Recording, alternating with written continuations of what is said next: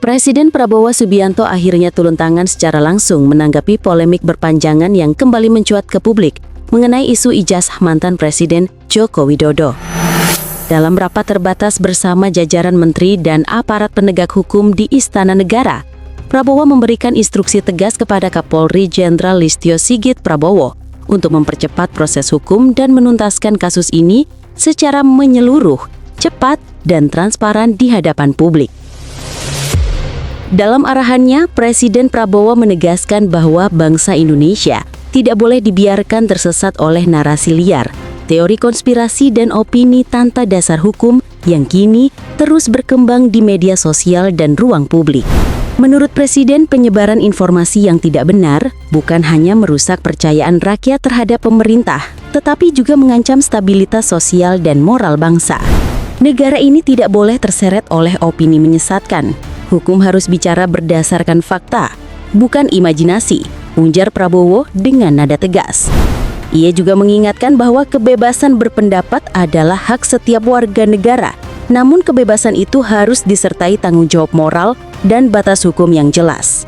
Presiden menilai bahwa penyelesaian cepat kasus ini akan menjadi pelajaran penting bagi seluruh masyarakat, bahwa fitnah, manipulasi data, dan penyebaran kebohongan tidak dapat dibenarkan dalam negara hukum yang berdaulat. Tidak boleh ada lagi pihak-pihak yang berlindung di balik kata pakar untuk menyesatkan bangsa dengan opini pribadi tanpa bukti ilmiah. Tambahnya, menindaklanjuti instruksi Presiden, Kapolri Jenderal Listio Sigit Prabowo mengumumkan langkah cepat. Polri kini mempercepat proses hukum terhadap 8 orang tersangka utama yang terlibat dalam penyebaran hoaks dan manipulasi digital terkait dokumen ijazah mantan Presiden Joko Widodo. 8 tersangka tersebut disebut sebagai aktor yang secara aktif memproduksi, mengedit, dan menyebarkan konten digital berisi tudingan palsu dengan tujuan menggiring opini publik dan menciptakan kebingungan nasional. Menurut laporan resmi Divisi Humas Polri, seluruh tersangka kini telah ditahan dan diperiksa secara intensif.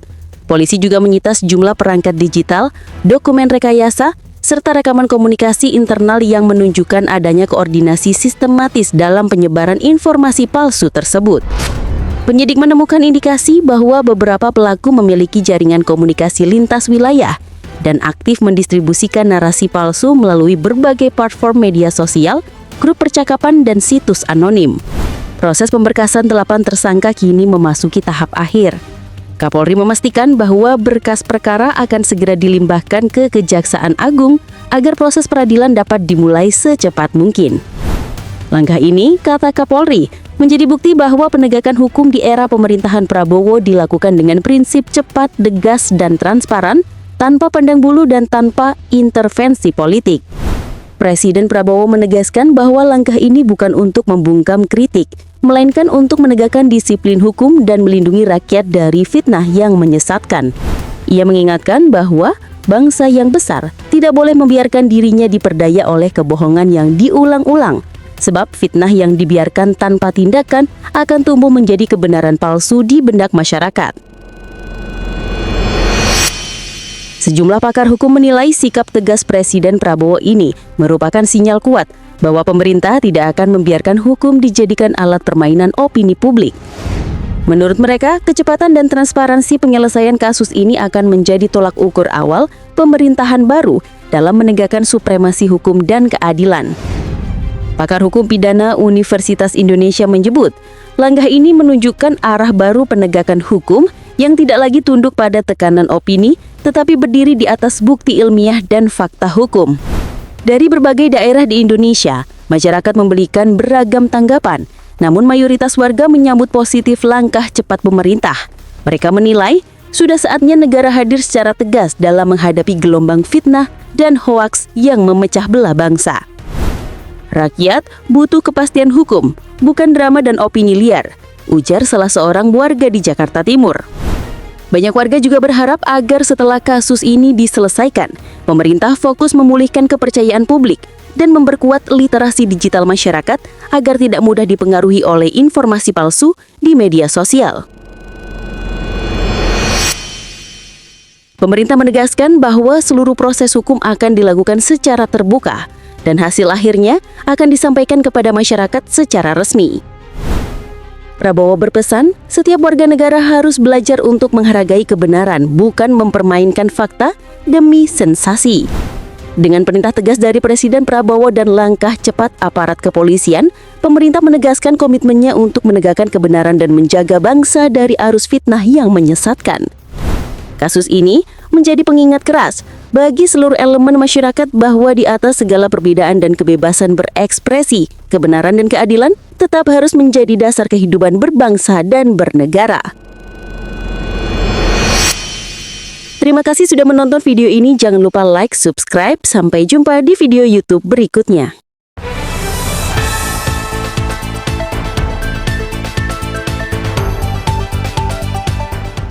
Saudara-saudari terkasih dalam Kristus, hari ini kita menyaksikan bagaimana bangsa ini kembali diuji oleh fitnah, kebohongan, dan teori konspirasi yang menyesatkan. Namun di tengah badai itu, muncul satu ketegasan dari seorang pemimpin yang berkata, "Hentikan fitnah, tegakkan hukum, selamatkan kebenaran." Kalimat itu mungkin terdengar sederhana, tetapi sesungguhnya inilah gema hati Tuhan bagi generasi ini. Firman Tuhan berkata dalam Amsal 12 ayat 19, "Bibir yang mengatakan kebenaran tetap untuk selama-lamanya, tetapi lidah dusta hanya untuk sekejap mata." Saudara, dusta memang tampak berkuasa untuk sesaat. Ia bisa membuat heboh dunia, mengguncang nama orang, bahkan menipu banyak hati. Tetapi Tuhan berkata, ia hanya bertahan sekejap.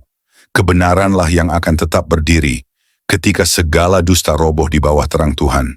Di zaman ini, fitnah bukan lagi sekadar bisikan. Ia menjelma menjadi sistem.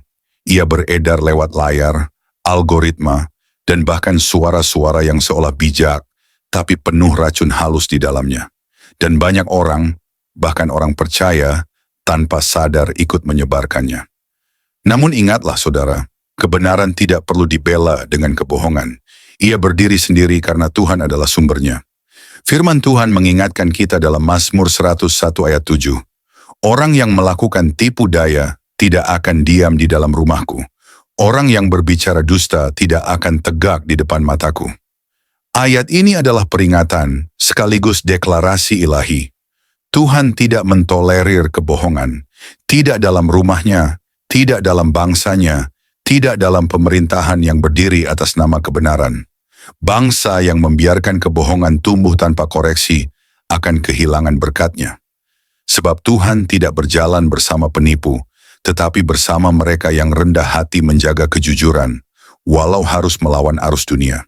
Dan ketika Presiden Prabowo berkata bahwa bangsa ini tidak boleh dibiarkan tersesat oleh opini dan teori imajinasi, sesungguhnya ia sedang berbicara bukan hanya sebagai pemimpin politik, tetapi sebagai pengingat moral, bahwa kita, rakyat, harus berani berdiri di pihak kebenaran, bukan di pihak kebisingan.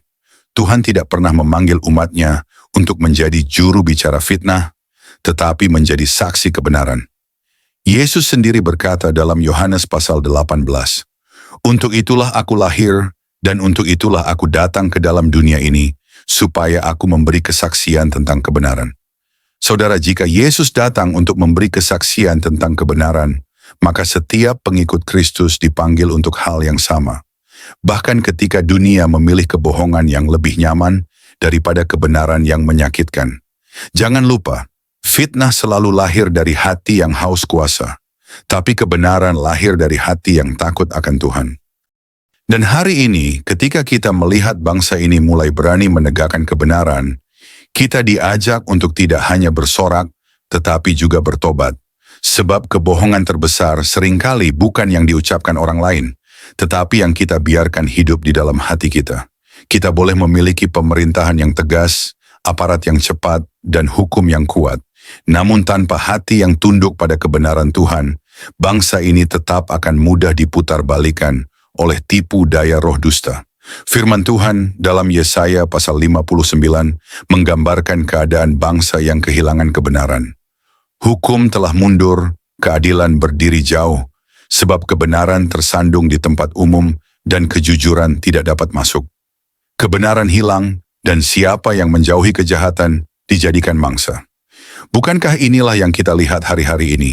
Ketika orang yang berkata jujur justru diserang, dan yang menyebar kebohongan malah mendapat panggung. Tapi Tuhan berkata, "Aku akan bangkit dan menegakkan keadilan bagi umatku." Ia tidak akan membiarkan bangsa yang dibangun di atas doa dan darah para pejuang ini hancur karena lidah-lidah dusta. Maka mari kita renungkan, apakah lidah kita menjadi alat kebenaran atau senjata kebohongan? Apakah jari kita di media sosial menyebarkan terang atau menyalakan api fitnah? Karena dalam Matius 12 ayat 36, Yesus berkata, "Setiap kata sia-sia yang diucapkan manusia harus dipertanggungjawabkan pada hari penghakiman." Setiap kata yang kita tulis, setiap narasi yang kita sebarkan, sedang menulis sejarah moral kita di hadapan Tuhan. Dan ketika bangsa ini sedang berusaha berdiri di atas kejujuran, janganlah kita menjadi bagian dari mereka yang menambah kabut kebohongan di udara. Tuhan menginginkan umatnya menjadi penjaga kebenaran di bumi. Kita mungkin tidak duduk di istana, tidak memakai seragam aparat, tetapi kita semua adalah warga kerajaan Allah yang dipanggil untuk menjaga integritas. Mulai dari mulut, pikiran, dan hati. Ingatlah firman ini dari Amsal 24 ayat 26. Siapa memberi jawaban yang tepat mengecup bibir. Artinya, setiap kejujuran yang lahir dari hati yang tulus adalah bentuk kasih sejati kepada bangsa, kepada sesama, dan kepada Tuhan. Kebenaran tidak akan pernah menjadi musuh bangsa. Yang menjadi musuh bangsa adalah kebohongan yang disamarkan dengan kata kebebasan. Saudara, kebebasan berbicara tanpa kebenaran adalah racun. Tetapi keberanian berkata jujur dengan kasih adalah penyembuhan. Oleh sebab itu, marilah kita tidak hanya menuntut keadilan di luar, tetapi juga menegakkannya di dalam diri sendiri. Jangan biarkan hati kita menjadi tempat persembunyian kebohongan. Sebab ketika kebenaran berkuasa di hati manusia, maka Tuhan akan berkenan atas bangsa itu. Firman Tuhan menutup dengan janji yang indah dalam Mazmur. Kasih dan kesetiaan akan bertemu, keadilan dan damai sejahtera akan bercium-ciuman, kesetiaan akan tumbuh dari bumi, dan keadilan akan menjenguk dari langit. Inilah visi surgawi bagi bangsa Indonesia. Sebuah negeri di mana kasih dan kebenaran tidak lagi bertentangan, di mana hukum dan moral berjalan seiring, dan di mana pemimpin maupun rakyat sama-sama tunduk pada keadilan ilahi. Semoga bangsa ini tidak hanya dikenal karena keberaniannya, tetapi juga karena integritasnya di hadapan Tuhan. Sebab kebenaran mungkin tidak selalu populer, tetapi ia selalu membawa berkat yang kekal. Bangsa yang menolak dusta akan disertai Tuhan, dan lidah yang berani berkata benar akan dijaga oleh tangannya.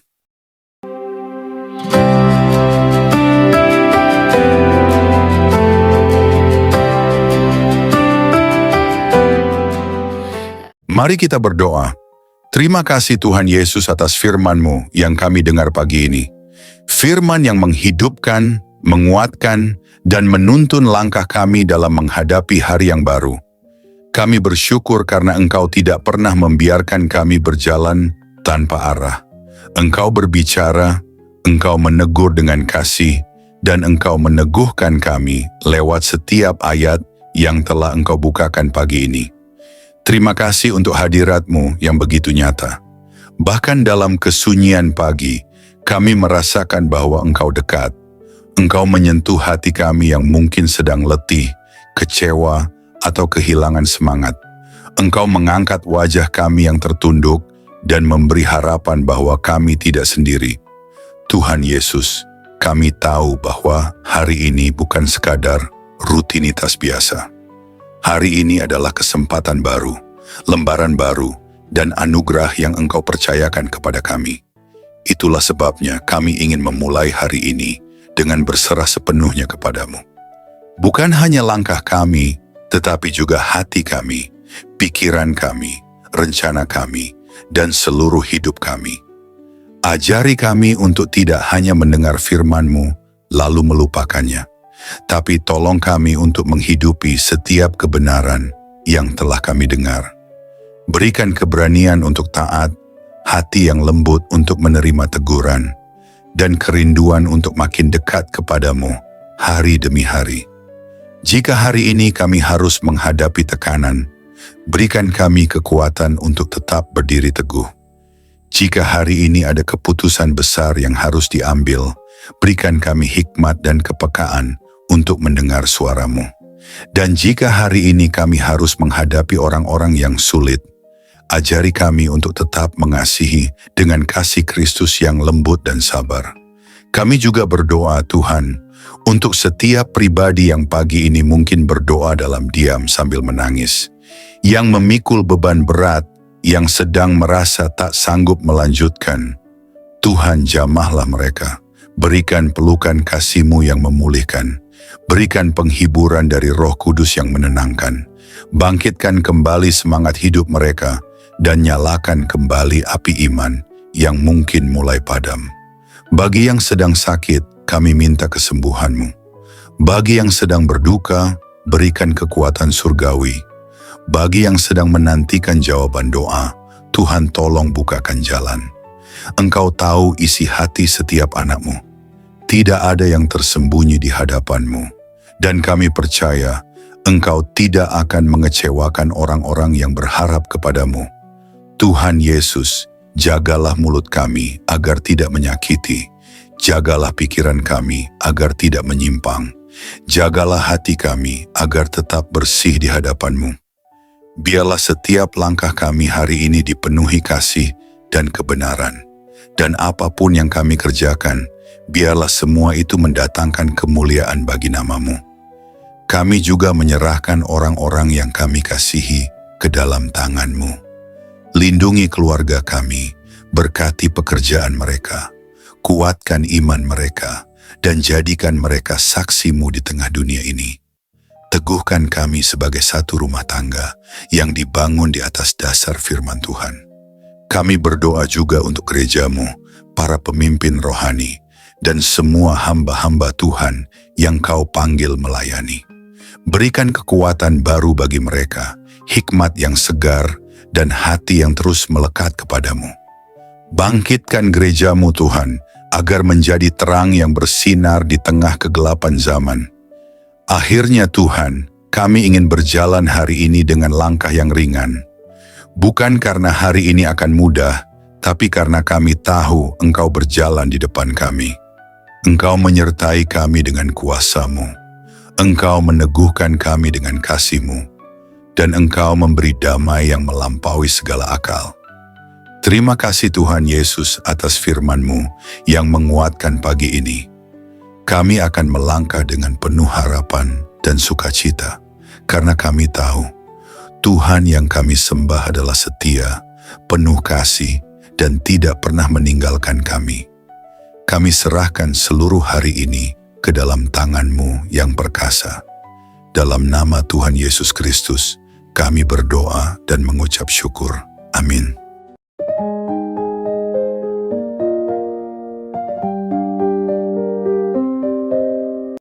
Terima kasih telah meluangkan waktu untuk mendengarkan renungan pagi ini.